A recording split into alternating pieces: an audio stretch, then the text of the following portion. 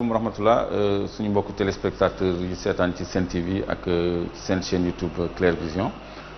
seen serviteur Clédor moo dellu si tey dañuy suspendre tuuti or bi pour introduire ci gaz bi parce que minerais yi dafa bëri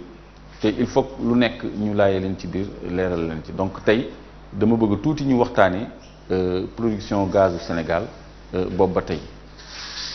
Clédor maa ngi la dégg nga wax production est-ce que kon mën nañu jàpp ne gaz bi commencé nañu ko produire fii ci Sénégal. waaw gaz bi c'est vrai production la ñuy wax parce que commencé nañu en fait produire gaz bi dëgg la ni ex premier ministre doon na fi wax ni toq gaz génnul toq pétrole génnul donc ñun dinañ leen démontrer que effectivement toq gaz génn na toq pétrole génn na donc tey dañuy commencer ci gaz bi pour wane ni effectivement toq gaz génn na parce que ñu ngi commencé produire gaz depuis 1974 comme ni ngeen koy dégloo nii ci témoignage wu directeur u Petrosen moom nangu na ni depuis 74 la ñu commencé produire gaz kon loolu waxu directeur Petrosen la. Il y a eu quelques découvertes en offshore profond, en offshore au sud du pays et quelques découvertes de gaz dans la presqu'île du Cap-Vert. Ces puits ont été mis en production par l'État du Sénégal dans les années 78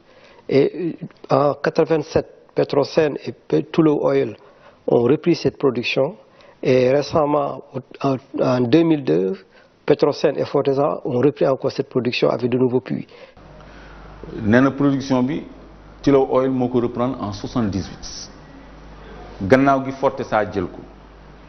kon actuellement Fortesa moo yore production gaz bi fii à Gadiaga à 60 kilomètres de Dakar booy dem Notto Gouye Diama avant Mboro ci yoonu Bayaax bi donc dëkk bu ñuy wax Gadiaga ñu bëri xam nañ ko soriwul Dakar dara foofu dans le Diender le gisement wu gaz bi nekk te société bu ñuy wax Fortesa moo koy exploité ki ko jiite xaritu nguur gi la xaritu Macky Sall la Pierre Marouane Hamé depuis 2001 la am concession bi la am permis d'exploitation te boobu ba léegi ñoom ñu ngi produire 300 000 mètres cubes de gaz waxuma par an waxuma par mois mais par jour chaque jour comme ni ko document bii di attesté ñu ngi produire 300 000 mètres cubes de gaz loolu dafa baax Sénégalais yi xam ko te gaz boobu c'est la meilleure qualité de gaz parce que méthane la dafa am beneen gaz bu ñuy wax butane mooy yi ñuy toggee ci kër yi te muy am xet tuuti ak propane yi nekk ci briquet bi mais méthane mooy qualité gaz bi gën ci monde bi moom la ñuy produire foofu Gadiaga donc actuellement ils ont foré plus de 7 puits te seen premier puits rek ñoo doon produire 300 000 mètres cubes jour te foré nañu ay puits yu bees kon ñu ngi nekk en pleine phase de production de gaz depuis 74 mais dafay yéeme Sénégalais yi ñu wax leen ñu ngi produire gaz ñu gëm ko donc firnde yi mu ngi nii parce que demal nañ leen ba ci puits yi pour won leen ko ngeen gis ko seen bët parce que fi mu nekk nii wax ji dafa doyatul parce que nguur gi am na sañ-sañu taxaw jàkkaarloog askanam ni toq gaz génnul kon production baa ngi nii Gadiaga la fii ñun ñoo leen fa demal indil leen ko parce que weer di gis bokk ci léegi ñu tegal leen à côté aussi statistique gu état bi ci volume de production gaz parce que ñoom nee nañu 2014 produit nañu 40 millions de mètres cubes de gaz te loolu déclaration la rek mais booy xool 300 000 mètres cubes jour boo ko xaymaa ci année bi day ëpp 40 millions de mètres cubes mais même bu ñu leen ko nangulee sax ça veut dire que ñoom reconnaître nañu ci seen ay documents officiels que ñu ngi produire 40 millions de mètres cubes de gaz. naka la ñu mën a amee gaz comme ni nga ko waxee di ko produire te ñun sénégalais yi sentiruñu ko profité wuñu ci. waaw c'est-à-dire gaz boobu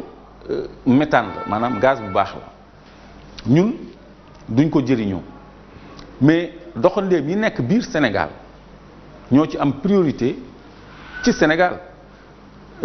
parce que Sococim dañ koy jox ci gaz boobu GTI benn groupe étranger buy jaay benn groupe privé plutôt étranger lañu buy jaay Senelec courant branché nañ ko ci gaz boobu aussi c'est vrai que Senelec aussi alimenté na ci ñaari turbinam à gaz mais li ci des yëpp day dem bitim réew kon loolu ñun gisuñu ci suñu bopp jëriñu Sénégal parce que 2011 ba problème courant bi tare xam nga ci suñu code pétrolier dafa am article bu ñuy wax article 54 foofu maa ngi leen di won ni ñun jëriñoowuñu suñu gaz article 54 code pétrolier dafa ne bu Sénégal amee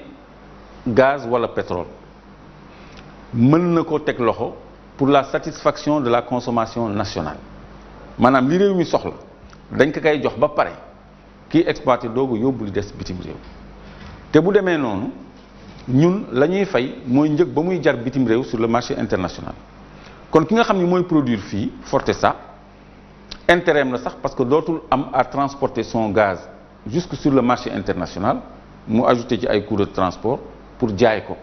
donc da koy jaay au même prix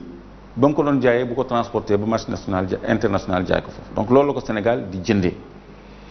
léegi disposition boobu ci ay jamono Karim moo nekkoon en charge du ministère de l'énergie mu def rapport de présentation pour président appliquer disposition article 54 boobu pour ñu affecter production gaz bi à la Sénélec essentiellement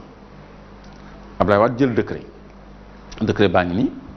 ñu affecté production bi effectivement à Sénélec parce que jamono yooyu coupure courant yu tar yooyu def naa ba léegi kenn fàttewu ko te loolu bokk na ci lu bëri ci li daaneel nguur googu mais malgré tout quelque temps après nguuru Abdoulaye Wade daanu parce que décret boobu justement waa Fortesa dañ ko attaqué en annulation devant la Cour suprême 2012 Macky falu Cour suprême daal di statuer par un arrêt numéro 20 rendu le 11 avril 2013 arrêt numéro 20 Cour suprême annulé décret boobu nga xam ni c'était en faveur de notre consommation lan la ko layalee